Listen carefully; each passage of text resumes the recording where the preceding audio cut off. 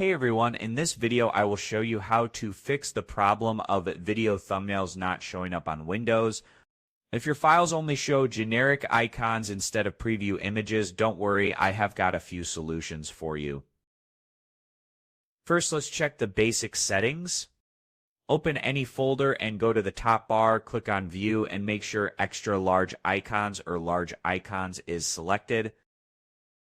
Sometimes thumbnails won't appear if you're using List or Details view. Now let's check Windows File Explorer settings. Click on the search bar and type File Explorer options. Open it, go to the View tab, and find the option that says Always Show Icons, Never Thumbnails. If this box is checked, uncheck it, click Apply, then OK. If that didn't work, let's clear the thumbnail cache, press Windows plus R, type Clean Ambition, and press Enter. Select your main drive, usually C, then check the box for thumbnails and click OK.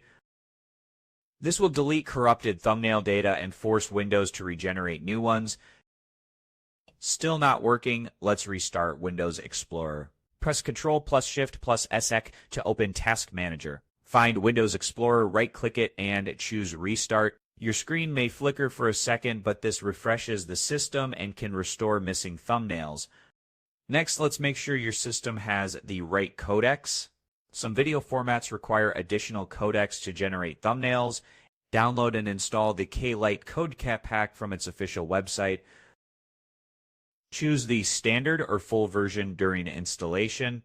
After installation, restart your PC and check if the thumbnails appear. Another reason thumbnails might be missing is corrupted system files. Open Command Prompt as an administrator and type sfc/scannow, then press Enter. This scans and repairs any damaged system files that could be causing the problem. If none of these worked, let's check the Windows Registry. Press Windows plus R, type regedit, and hit Enter.